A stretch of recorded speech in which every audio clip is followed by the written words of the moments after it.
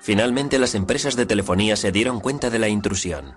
Muchos de nosotros recibimos advertencias varias veces de los agentes especiales de las compañías telefónicas, de los encargados de seguridad de las compañías. Las conferencias de los manipuladores pronto se llenaron de historias sobre investigaciones llevadas a cabo por agentes de las empresas de telefonía, sobre todo por el famoso señor Duffy. El señor Duffy decidió hacer una visita a Bill. La madre de Bill permitió al señor Duffy hacer todo lo que quiso. Uno de aquellos agentes especiales solía hablar conmigo a veces. También habló en algunas ocasiones con mi padre con la esperanza de que yo dejara todo aquello. Posteriormente Duffy fue a visitar a Bill a la escuela. No creo que Bill le dijera nada.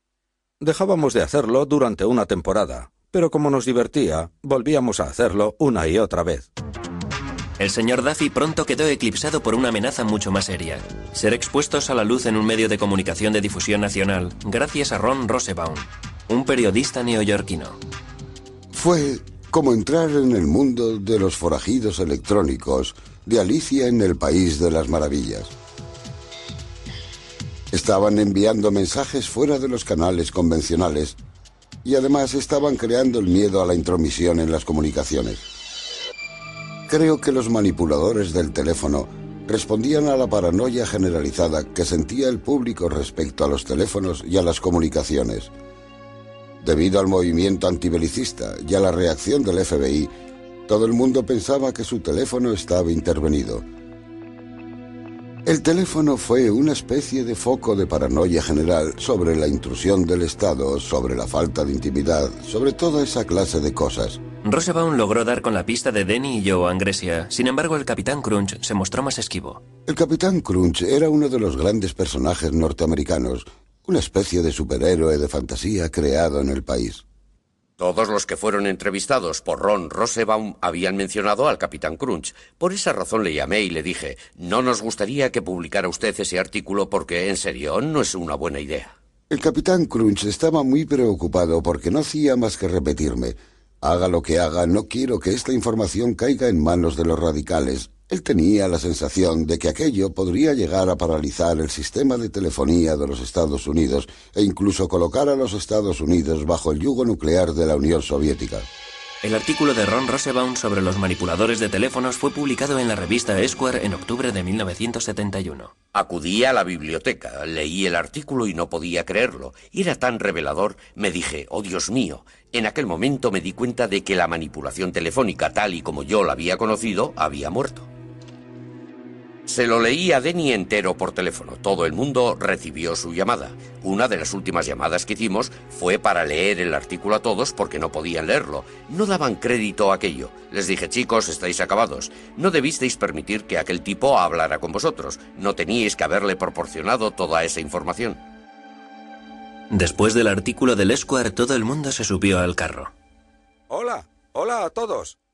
¿De quién es el número 2374059? Mío y de Paul. Después, todas aquellas fuerzas tan poderosas se unieron sobre todo con la idea de robar. En algunos casos no pasó de una especie de vandalismo juvenil, ya saben, del tipo de estoy haciendo algo malo a que es chulo, pero en otros casos hubo afán de lucro.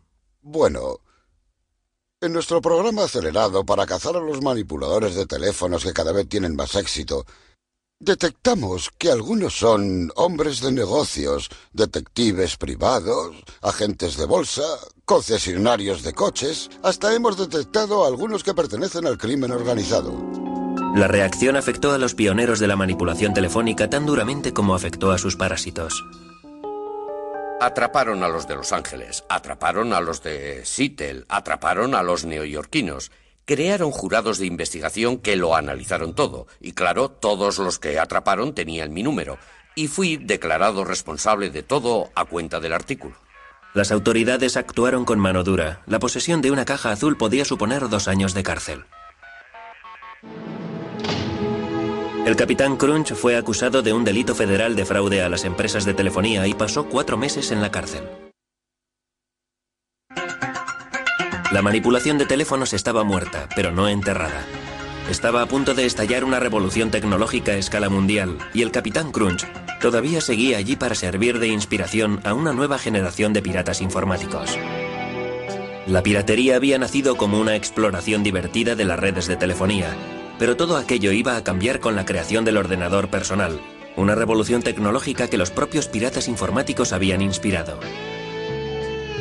Un elemento clave en la revolución fue Steve Wozniak, un joven estudiante de ingeniería cuyo mundo había quedado patas arriba tras el artículo del Esquire sobre las cajas azules. Fue el artículo más sorprendente que jamás había leído. Hablaba de ingenieros y técnicos como yo que se habían burlado de las empresas de telefonía y que habían creado redes que nadie pensaba que existían. A Wozniak le entusiasmó tanto el artículo que empezó a montar su propia caja azul.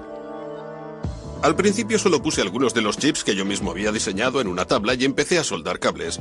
Por esa razón, cuando acabé el montaje de la caja azul, algunos tonos estaban bien y otros mal. Empecé a buscar al Capitán Crunch. Una vez que su tapadera había quedado hecha añicos por el Esquire, John Draper intentó pasar totalmente desapercibido. Todo el mundo decía que John Draper era el Capitán Crunch. Llamé a la emisora de radio y pedí que John Draper me llamara. Me dijeron, no, ha desaparecido de la vista después del artículo del Esquire. Supe que había dado con él. 10 minutos más tarde sonó el teléfono. Exclamé, Dios mío, qué malas noticias. Era él, nos dijo que vendría a Berkeley a reunirse con nosotros en el dormitorio. Tuve la sensación de que el que venía a casa era el mismísimo presidente. Fui allí sin saber realmente qué era lo que estaba pasando. Wolf quiso que le enseñara a utilizar la caja azul. Él acababa de montar una. Me había hecho a la idea de que se trataba de un tío muy ligón y resultón con las chicas, y cuando se presentó en la puerta de alguna manera no coincidía con la idea que me había forjado de él. Dijo, soy el Capitán Crunch. Dije, bien chicos, la verdad, no creo que tenga ganas de hacer esto.